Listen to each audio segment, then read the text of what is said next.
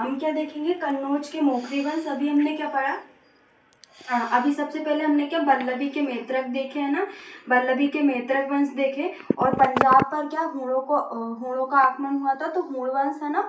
उसके बाद मालवा में यशोवर्मन को देखा, उसके बाद बंगाल में गोंड वंश को देखा, और उसके बाद हमने क्या देखा, कन्नौज में मोखरी वंश है ना। तो कन्नौज में मोखरी वंश जिसकी जानकारी हमें किससे मिलती है, बाणभट्ट के हर्षचरित से किसकी जानकारी मिलती है, कन्नौज के मोखरी वंश के बारे में है ना। इसके संस्थापक कौन थे, हरिवर्मा इसके संस्थापक थे। उसके बाद कौन थे, आदित्य वर्मा। इनके समय कोई विशेष घटना नहीं घटित हुई थी।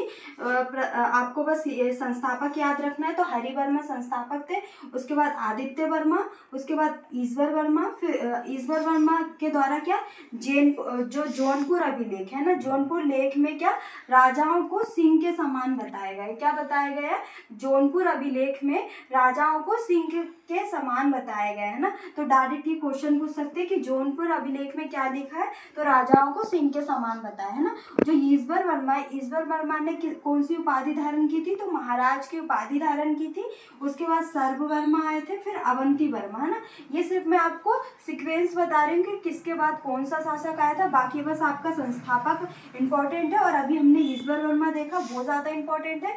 उसके बाद सर्व वर्मा, फिर अवंती वर्मा। अवंती वर्मा के समय क्या हुआ था, अवंती वर्मा के समय क्या थानेश्वर के पुष्पभूति वंश से क्या हुआ था, वैवाहिक संबंध हुआ था। जो अवंती वर्मा के पुत्र है ग्रह वर्मा का है ना, ग्रह वर्मा का विवाह किससे हुआ था, प्रभाकर वर्धन। प्रभाकर वर्धन कौन था, पुष्पभूति वंश के शासक थे। प्रभाकर वर्धन की पुत्री का विवाह राजश्री है ना, जो पुत्री थी उनकी राजश्री का विवाह किससे हुआ था, ग्रह वर्मा से हुआ था। किससे हुआ था, ग्रह वर्मा से हुआ था। और इनके अंतिम राजा की बात करें तो कौन था, सुचंद्र वर्मा है ना, सुचंद्र वर्मा। हमको क्या याद रखना है, एक तो संस्थापक कौन था, हरिवर्मा। उसके बाद हमको ईश्वर वर्मा के बारे में देखना है, जो कि जौनपुर लेख में राजाओं को सिंह के समान बताया। और इनने कौन सी उपाधि धारण की थी, महाराज की। और एक अवंती वर्मा भी इंपॉर्टेंट है, क्योंकि इनके पुत्र का विवाह, जो ग्रह वर्मा के पुत्र का विवाह है, वो प्रभाकर वर्धन की पुत्री से हुआ था, जिसका नाम क्या था, राजश्री। जो कि किसकी बहन थी, हर्षवर्धन है ना।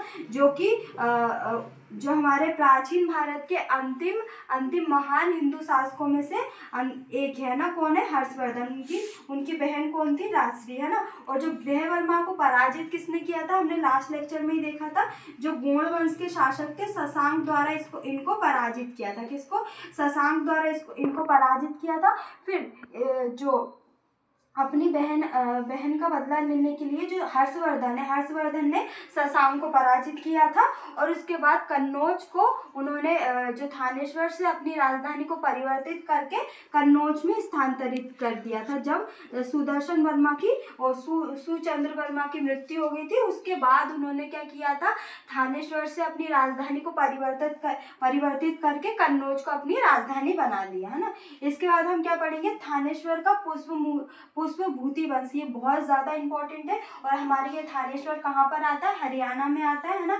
और जो थानेश्वर वंश की जानकारी हमें कहाँ से मिलती है, हर्षचरित से मिलती है, जो कि किसके द्वारा रचित है, बाणभट्ट के द्वारा रचित है ना। और किससे मिलती है, हेनसोंग, जो कि किसके दरबार में आए थे, हर्षवर्धन के दरबार में आए थे, जो कि चीनी यात्री है ना। हेनसोंग किसके दरबार में आए थे, हर्षवर्धन के दरबार में आए थे। और इनसे भी क्या जो पुष्पभूति वंश की जानकारी मिलती है, और अभिलेखों से जानकारी मिलती है, और सिक्कों से जानकारी मिलती है ना। जो पुष्पभूति वंश के संस्थापक है वो कौन है, पुष्पभूति है। उसके बाद कौन आए थे, नरवर्धन आए थे। उसके बाद राजवर्धन, और मोस्ट इंपॉर्टेंट है प्रभाकर वर्धन, जो कि किसके पिता थे, हर्षवर्धन के पिता थे। और इनकी एक पुत्री कौन थी, राजश्री, जिनका विवाह किससे हुआ था, ग्रह वर्मा से हुआ था, जो कि किस वंश के शासक थे, मोखरी वंश के शासक थे है ना। प्रभाकर वर्धन के दो पुत्र थे, एक राजवर्धन और एक हर्षवर्धन है ना। जो प्रभाकर वर्धन है उनके द्वारा दो उपाधि धारण की थी, एक परम भट्टम और महाराजधिराज है ना। तो डायरेक्ट ये उपाधि के बारे में पूछ सकते हैं कि प्रभाकर वर्धन द्वारा कौन सी उपाधि धारण की थी, तो परम भट्टम की उपाधि धारण की थी, और महाराजधिराज की उपाधि धारण की थी। दो उपाधि धारण की थी।